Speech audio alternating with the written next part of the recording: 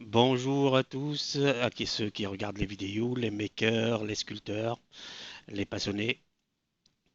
Je fais cette vidéo justement pour partager avec vous une passion qui est l'impression 3D, la sculpture et la collection de figurines. Alors là, comme vous voyez, je suis en train de masquer les imperfections dues à l'impression en filament, PLA, fait avec une Sidewinter X2. Je suis très content justement de cette machine. Il y aura des tests d'effectuer prochainement, mais pour l'instant, concentrons-nous sur la main zombie. Alors, comme vous le voyez, il y a eu une fin de filament. Les doigts sont vernis en rouge en haut, vu que j'ai dû changer de filament. Là, après une couche d'après et quelques couches de son que vous n'avez pas vu en vidéo parce que je filme avec un téléphone portable qui se met en veille et qui arrête l'enregistrement. J'ai pas trouvé le moyen de le sortir de veille, même si dans les réglages, logiquement, aurait dû être prévu la mise en veille jamais. Elle n'existe pas sur ce téléphone. On va pas s'attarder. Là, on met une touche de bleu sur les veines, d'après ce que je vois. Euh, il y aura quelques incidents avec l'aérographe que je ne maîtrise pas justement, mais c'est le but de ces vidéos. Je vais l'utiliser jusqu'à le maîtriser correctement. Euh, Tout du long de l'aventure, on aura justement l'occasion de voir tous les péripéties où je passe de la colère à la réjouissance. Là, je suis hors champ, hein, vous excusez, des fois je suis hors champ parce que je ne maîtrise pas pour l'instant, mais je vais investir sur une webcam pour qu'on puisse s'amuser un peu à filmer ça correctement. Alors là, je me concentre sur les veines. Vous avez vu qu'il y a pas mal de rouge pour faire le son, mais pour le son, je me suis amusé à faire quelque chose que je n'ai jamais fait auparavant. Vous verrez ça en vidéo. Là, pour l'instant, les, les couches de bleu par rapport au veinage de la main. Là, le veinage est terminé. On va s'attaquer au rosé de la peau. Après un bref shading qui a été aussi dans une vidéo qui n'a pas fonctionné, mise en veille du téléphone, bien sûr, oblige. Alors, qu'est-ce qu'on a là?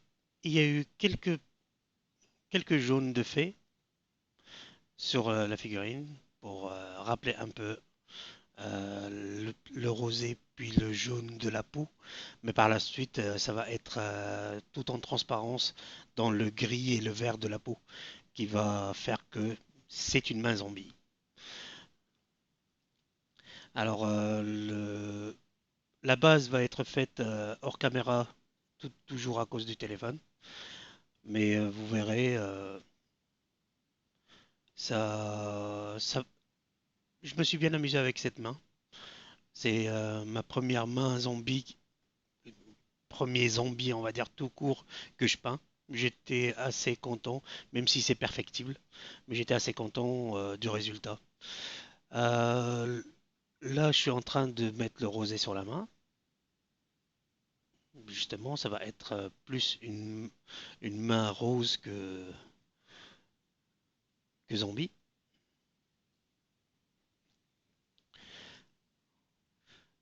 Alors, l'aérographe, c'est un aérographe que j'ai acheté pas cher. C'est pour m'entraîner. Rien ne sert de mettre, on va dire, des sous dans le matériel tant qu'on ne le maîtrise pas. J'ai toujours eu cette devise. L'aérographe, il m'a coûté une vingtaine d'euros sur AliExpress. Pour commencer, je trouve que c'est bien, même si le moindre truc le fait boucher, mais en étant un peu débrouillard, on y arrive. Vous allez voir justement dans la vidéo, ça va se boucher à un moment donné. Je vais devoir faire ça en off, mais une partie que vous verrez justement sur la vidéo. Là, l'aérographe, il fonctionne très bien quand il fonctionne. Euh, j'ai eu un souci de pression parce que j'ai pas su régler mon compresseur correctement durant la vidéo. Je vous le dis justement à titre d'information, euh, 1,3 bar la pression qu'il doit être exercée sur l'aérographe. Et des fois moins. Parce que quand on essaie justement de peindre avec précision avec l'aérographe, il faut que la pression soit minime. Plus il y a de pression, plus ça va pulvériser de peinture, plus le débit sera important, plus vous aurez des pâtés. Alors que le but, c'est de travailler avec des fines couches en transparence sur la figurine. Ça, je l'ai appris pendant que je faisais cette vidéo. Alors, je tiens à partager justement cette information-là avec vous, parce que la pression, on peut dire que ça va aller beaucoup plus vite, la pression, mais non. Ça a juste bâclé le travail. Là, il y a eu la couche de gris en off, comme à l'accoutumée, mise en veille de téléphone. Là, on voit le résultat, il est un peu pas mal. J'aurais pu laisser comme ça la, la peinture, mais non. Et en plus, j'ai pris un gris mural pour faire justement le gris de la peau. C'est un choix personnel. J'ai trouvé que le gris, il ressortait beaucoup mieux. Mais son inconvénient, c'est qu'il m'a masqué un peu le veinage que j'ai fait. Alors, je vais recommencer. Comme dit le proverbe, c'est en forgeant qu'on devient forgeron. Bah, c'est le cas maintenant. On va voir justement si je vais devenir un forgeron ou pas. Là, je nettoie avec ma petite recette personnelle de nettoyeur d'aérographe. Mais c'est un mélange entre acétone, alcool et bioéthanol. Je fais portion égale, 50-50, on va dire, de de chaque liquide. Et ça nettoie de manière impeccable l'aérographe. Rien n'empêche justement de nettoyer l'aérographe de façon optimale par la suite, à l'aide de nettoyeurs à ultrasons ou d'autres, d'autres machines où là, vous voyez, la pression elle est trop forte dans l'aérographe et en plus il est encrassé, ce qui fait que le débit il n'est pas bon. Comme je disais, il y a d'autres machines pour nettoyer l'aérographe, comme les ultrasons, le bain éthanol. Il y a aussi pas mal de nettoyeurs d'aérographe qui existent dans le commerce, en commençant par Army Painter, à Valero. C'est pas mal. Mais si on veut commencer avec des petits moyens, on se débrouille. Euh, on peut acheter tout le matériel qui existe, mais si on ne sait pas s'en servir, ça sert à rien. Pour commencer, on, on commence avec du petit matériel. Après, quand on devient utilisateur avancé, on utilise du matériel d'utilisateur avancé, bien sûr. Et après, si on devient professionnel, entre parenthèses, on utilise du matériel pro. Mais je trouve que le matériel pro, c'est juste un confort plus qu'autre chose. Parce que justement, les pros, on a juste le fait que ça se bouge pas trop, on utilise du bon nettoyant, on utilise de la bonne peinture, ça nous évite quelques galères, mais sans ces galères, il n'y a pas d'apprentissage. Alors, on galère un peu au début, et après, on se repose. Comme ça, on sait ce qu'on doit faire, ce qu'on ne doit pas faire. Ce qu'il faut éviter, surtout éviter beaucoup de pression dans le compresseur, comme je vous le dis. Là, comme vous le voyez, j'ai été un peu débordé avec cette pression. Même ma main en a souffert, d'après ce que je vois. Alors là, on va remettre du gris. Mais vu que le gris n'est pas prévu pour l'aérographe, je vais le diluer avec de l'eau déminéralisée et non pas un diluant de G Valero ou Army, Army of Painter.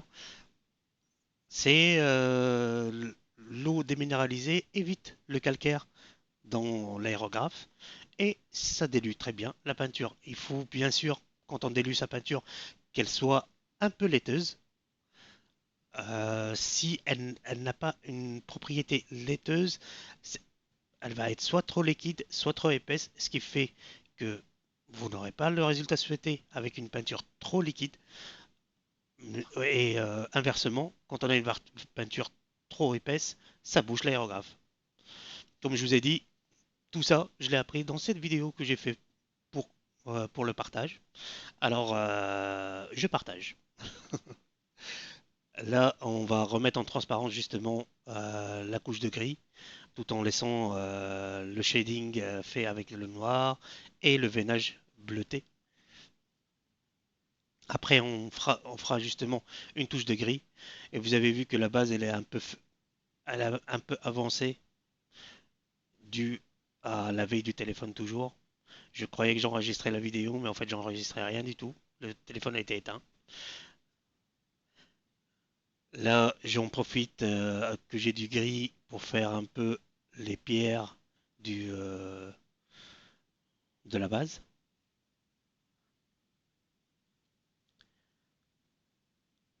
Après, on va passer au nettoyage de l'aérographe avec ma petite potion magique. Voilà. J'avais acheté au départ un nettoyant pour aérographe que j'ai pas trouvé efficace. Et j'utilise la même bobine, le même flacon, on va dire, pour mettre ma petite recette perso.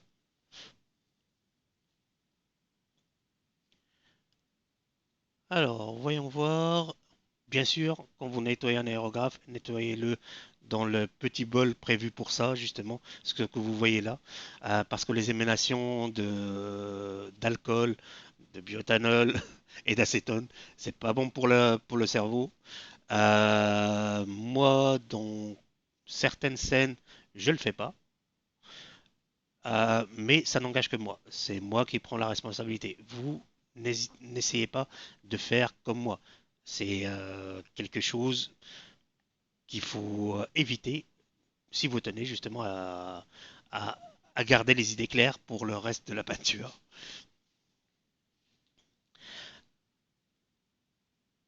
Vous voyez, je vous montre le flacon, ma recette personnelle, bioéthanol, acétone et alcool ménager, bien sûr. Ça, c'est primordial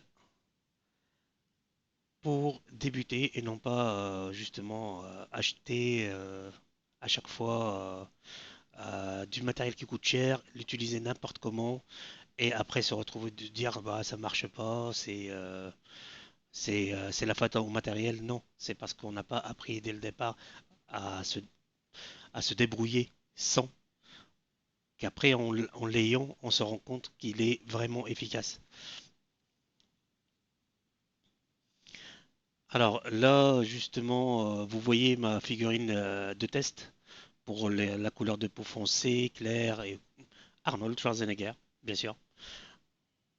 Le modèle existe sur Thingiverse gratuitement.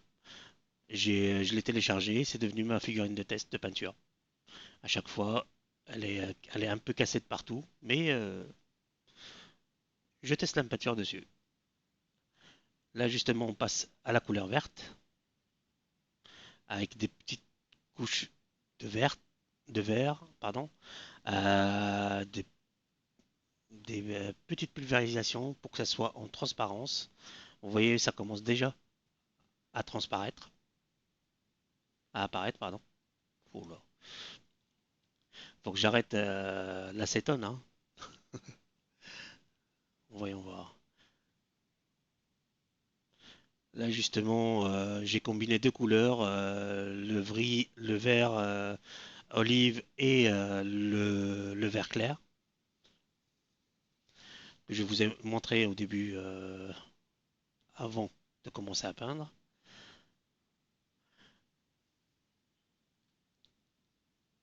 Là, j'ai mis la lumière et je me rends compte, j'ai fait pas mal de vidéos avec cette lumière. Là que je suis en train de mettre l'audio sur la vidéo, je me rends compte que on ne voit pas particulièrement beaucoup les couleurs parce que la lumière, c'est une lumière blanche. Et moi, ça m'aide à voir les couleurs sur la figurine, mais en l'occurrence, ça ne transparaît pas beaucoup en vidéo. Mais ça sera rectifié lors de d'autres vidéos.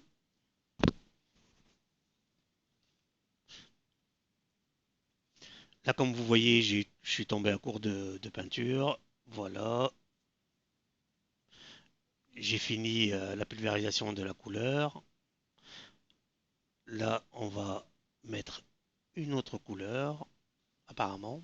On va voir, on va garder la surprise, le suspense. Nettoyage de l'aérographe, qui est très primordial. Ah, ma tête. Ah oui, là, on va s'amuser un peu. Je voulais tester justement quelque chose de nouveau sur cette figurine parce que je trouvais qu'il lui manquait quelque chose quand même à cette figurine, malgré, on va dire, le détail qui a été fait lors de la sculpture 3D. Je trouvais qu'il n'y avait pas de goutte de sang, il y avait pas de pourri sur cette figurine. Alors je me suis dit, bah, je vais utiliser quelque chose pour mettre les gouttes de sang, que ça coule, quelque chose, mais je trouvais pas quoi, mais j'ai eu une bonne idée.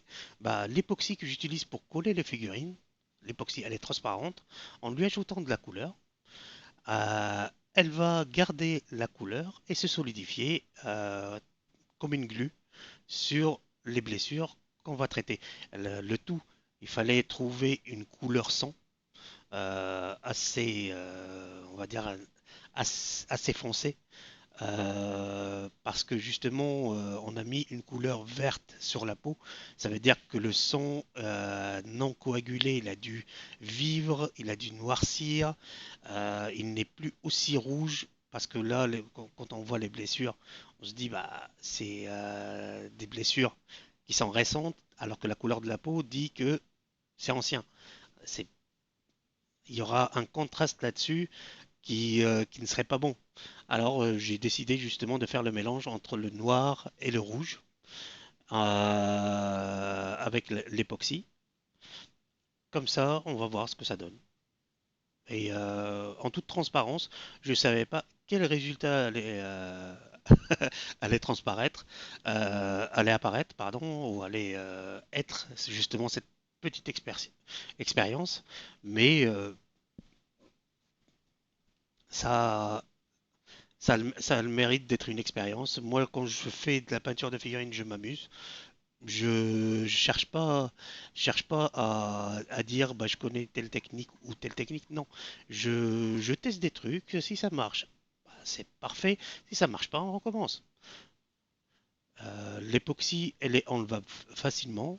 Elle va entraîner justement euh, la peinture qui va s'enlever avec, mais c'est pas grave, on recommence. On pense un peu et on recommence. Là, comme vous voyez, j'applique sur les blessures l'époxy avec la couleur sang. Et je- on va voir justement par la suite si ça rend bien ou pas. C'est vous qui jugez. N'hésitez pas à me dire justement comment j'aurais pu faire dans les commentaires. Je suis là pour partager mon expérience et apprendre aussi si vous avez des techniques que moi je ne connais pas. N'hésitez pas à les partager avec moi en commentaire. Je vous lirai tous les jours. Je cherche à m'améliorer. Comme je vous ai dit, je ne suis pas un pro de la figurine. Je ne suis pas un pro de l'aérographe. Je m'améliore de jour en jour. Et si je fais quelque chose pas de la bonne manière, n'hésitez pas à me communiquer justement la bonne manière à suivre. Comme ça, je m'améliorerai d'autant plus grâce à vous. Là, il y a sur cette main justement zombie, il y avait une cavité justement due au trou dans la terre qu'a fait la main en sortant de terre, mais je trouve que ça a été mal pensé durant la sculpture 3D parce que c'est difficile à peindre.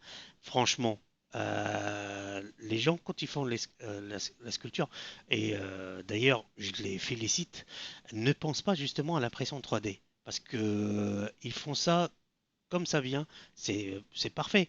Mais en pensant à la sculpture 3D, ça ajouterait un grand plus. Alors comme vous voyez, les taches de son ont un peu noirci, avec l'époxy qui y a par-dessus, tout en gardant une tache de rouge en fond, pour que ça fasse un petit peu blessure comme il faut. Là, on va s'amuser encore avec une autre couleur. J'ai j'ai pris la même couleur que j'ai fait pour la peau, que vous allez voir par la suite, bien sûr. Et je les ai mélangés à l'époxy. Et avec du vert clair et du vert foncé,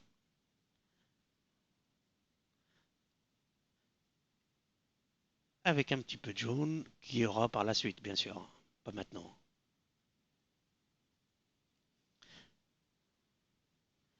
Là, un petit mélange, c'est une époxy qui durcit au bout de 5 minutes.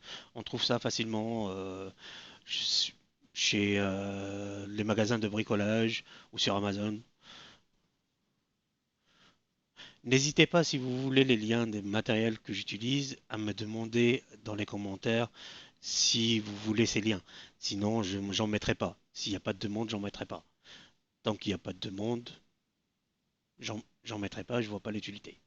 On a tous nos adresses, mais si vous avez besoin d'informations supplémentaires, n'hésitez pas à me le communiquer. Je ferai le nécessaire dans les prochaines vidéos. Alors, comme vous voyez, j'applique ça avec une spatule à café. Aucun matériel ne peut servir qu'à une seule chose. On peut détourner le matériel comme on peut.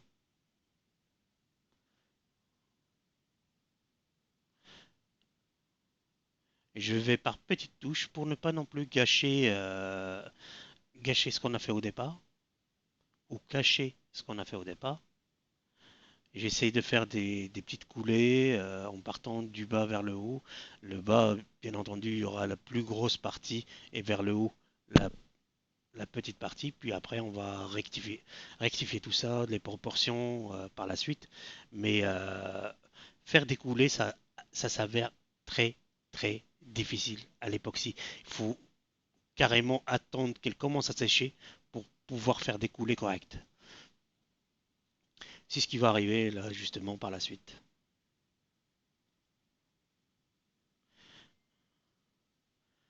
Ah, comme vous voyez, j'applique ça à par petites touches. J'essaie de suivre les creux et de donner un mouvement à l'époxy. Là, ça commence justement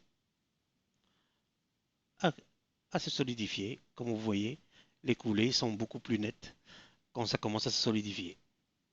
Et je lâche rien et je continue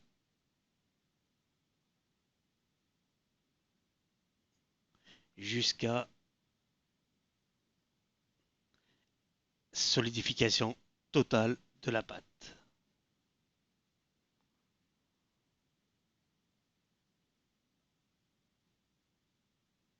Et là, c'était magnifique. Comme vous pouvez le voir, ça a collé tout seul. Et là, on est vers la fin. Voilà, je peux plus rien faire. C'est fini. J'étale un peu, tant que je peux encore. Et quand vous manipulez la résine, n'hésitez pas à mettre des gants parce que C'est franchement toxique et allergène. C'est allergène plutôt que toxique, on va dire. Moi, j'ai de la chance, je suis pas allergique à la résine, mais n'hésitez pas à utiliser des gants. C'est dûment recommandé parce que on connaît tous la résine, elle est très allergène. Alors là, je mets des touches de jaune pour mettre un petit peu de couleur dans ce monde de brut.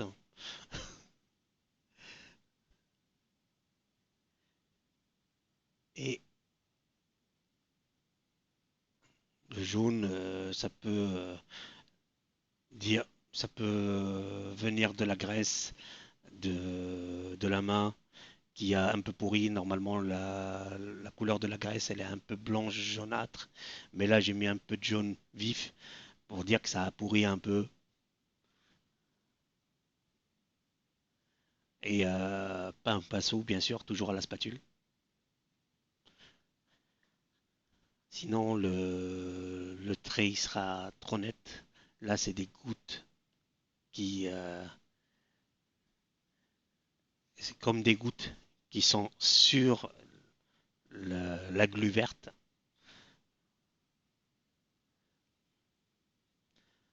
Voyons voir, on a terminé. Oui, je pense. On a tout fait. Il reste plus que le cafard. Qu'on va s'en occuper en off, je pense. Parce que j'ai pas l'impression de l'avoir vu en vidéo.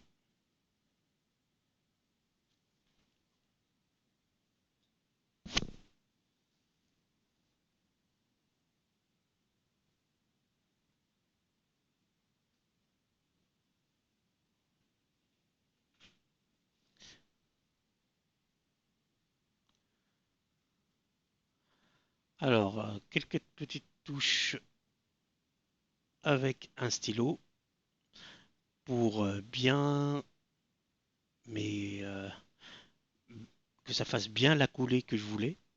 Et là, j'étais pas satisfait du jaune, alors je vais en rajouter.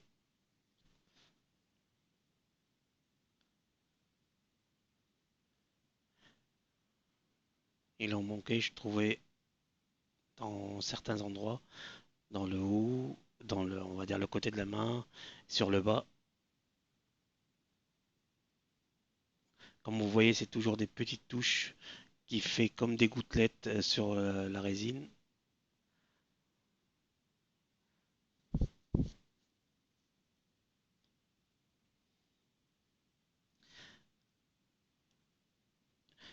Et là, comme je le disais tout à l'heure, le creux qui était difficile à peindre, que j'ai fait au pinceau justement. Et même au pinceau, c'était franchement acrobatique. C'était, moi, je trouve que le résultat est pas mal. Le résultat, il est pas mal. Maintenant, on va voir justement le résultat final à la fin de cette vidéo. Et là, la manette de ma console de prédilection, sans citer de marque. Vous voyez que